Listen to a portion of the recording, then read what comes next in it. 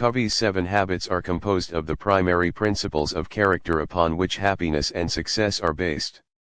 The 7 habits of highly effective people puts forward a principle-centered approach to both personal and interpersonal effectiveness. Rather than focusing on altering the outward manifestations of your behavior and attitudes, it aims to adapt your inner core, character, and motives. The 7 habits in this book will help you move from a state of dependence to independence and finally to interdependence.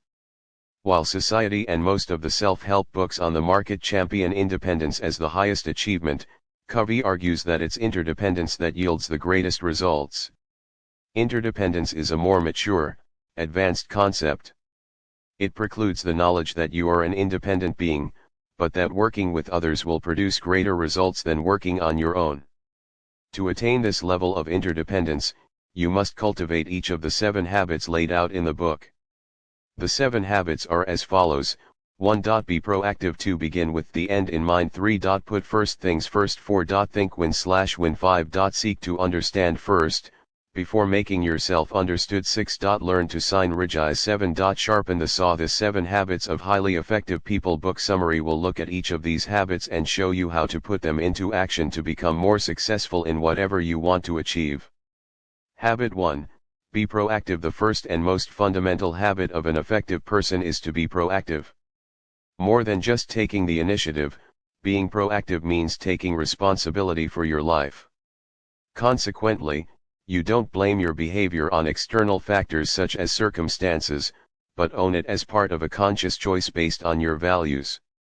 Where reactive people are driven by feelings, proactive people are driven by values. While external factors have the ability to cause pain, your inner character doesn't need to be damaged. What matters most is how you respond to these experiences.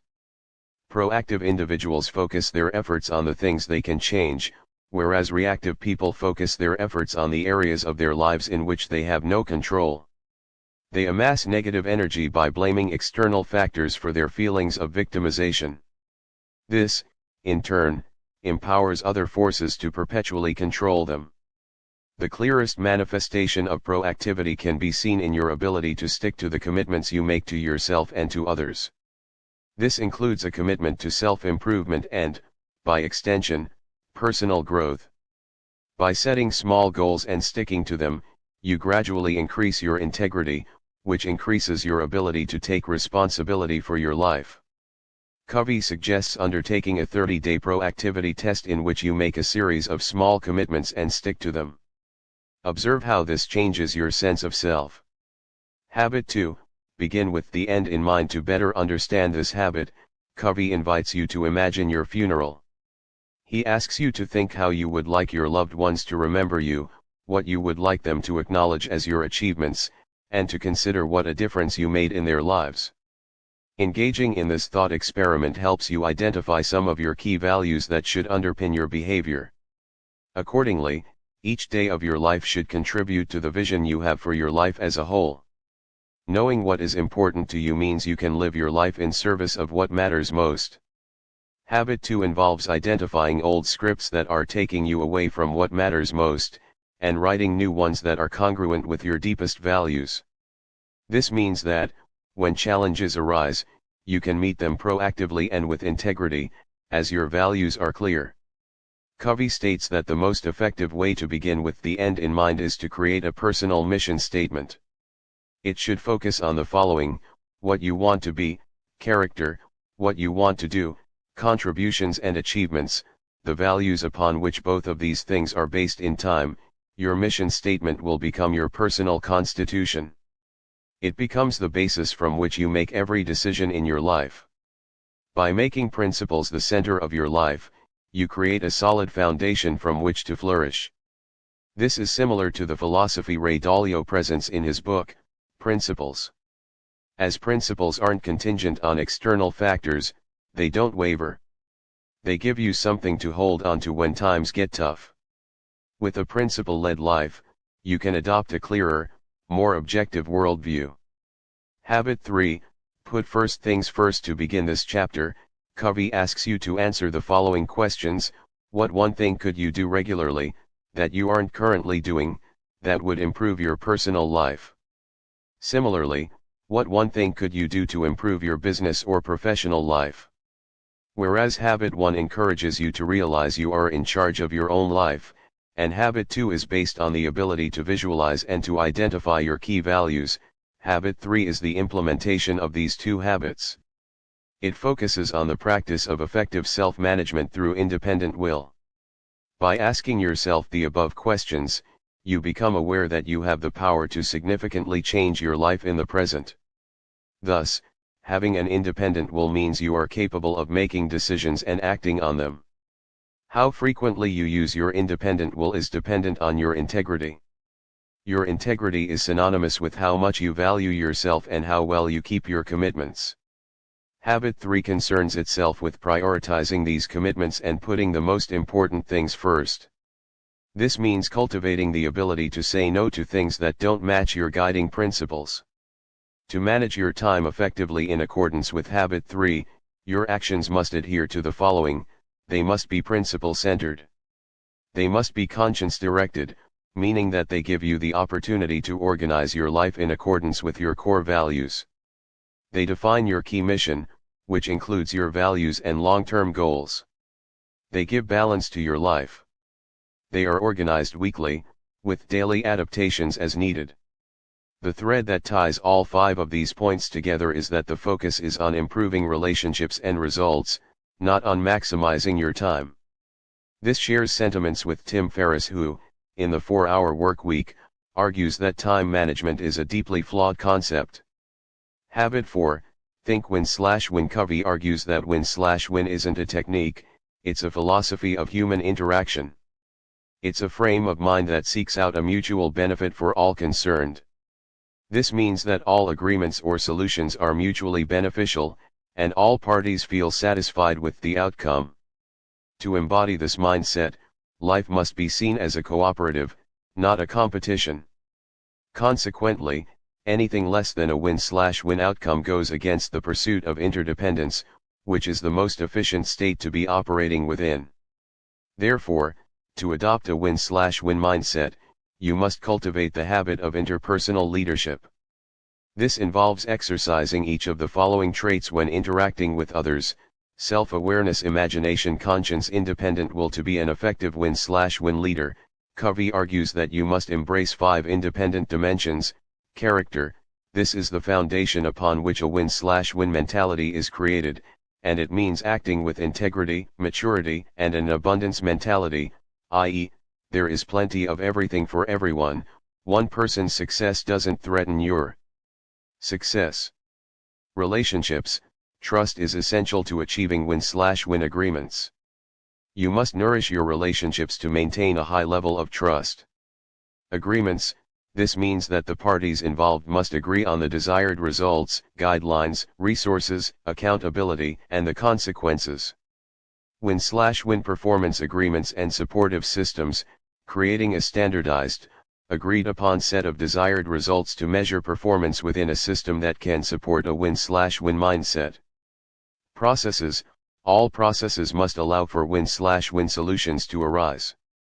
Habit 5, Seek first to understand, then to be understood. If you want to improve your interpersonal relations, Covey argues that you must endeavor to understand a situation before attempting to make yourself understood. The ability to communicate clearly is essential for your overall effectiveness, as it's the most important skill you can train. While you spend years learning to read, write, and speak, Covey states that little focus is given to training the skill of listening. If your principles are solid, you'll naturally want to engage and listen to people without making them feel manipulated. Consequently, it's through your character that you transmit and communicate what type of a person you are. Through it, people will come to instinctively trust and open up to you. While most people listen with the intent of replying, the proficient listener will listen with the intent to understand. This is known as the skill of empathic listening. An empathic listener can get into the frame of reference of the person speaking. By doing so, they see the world as they do and feel things the way they feel. Empathic listening, therefore, allows you to get a clearer picture of reality. When you begin to listen to people with the intent of understanding them, you'll be astounded at how quickly they will open up. Once you think you've understood the situation, the next step is to make yourself understood. This requires courage. By using what you've learned from empathic listening, you can communicate your ideas in accordance with your listeners' paradigms and concerns. This increases the credibility of your ideas, as you will be speaking in the same language as your audience. Habit 6, Synergize. When synergy is operating at its fullest, it incorporates the desire to reach win-win agreements with empathic communication.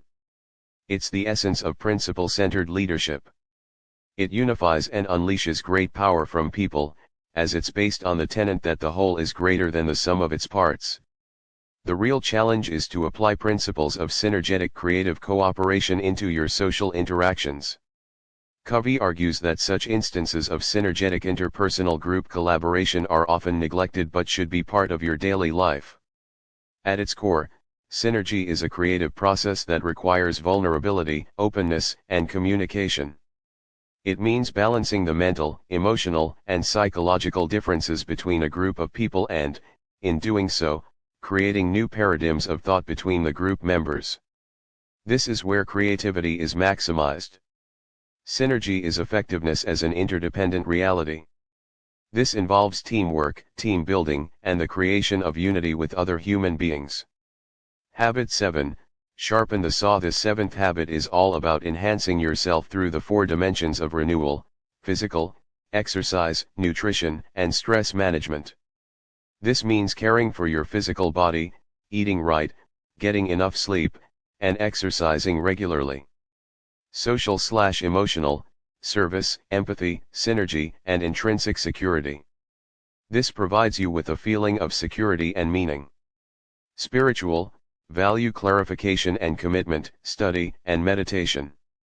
In focusing on this area of your life, you get closer to your center and your inner value system. Mental, reading, visualizing, planning, and writing. To continually educate yourself means expanding your mind. This is essential for effectiveness. To sharpen the saw means to express and exercise all 4 of these motivations regularly and consistently. This is the most important investment you can make in your life, as you are the instrument of your performance. It's essential to tend to each area with balance, as to overindulge in one area means to neglect another. However, a positive effect of sharpening your saw in one dimension is that it has a knock-on positive effect in another, due to them being interrelated. For instance, by focusing on your physical health, you inadvertently improve your mental health, too. This, in turn, creates an upward spiral of growth and change that helps you to become increasingly self-aware. Moving up the spiral means you must learn, commit, and do increasingly more as you move upwards and progressively become a more efficient individual.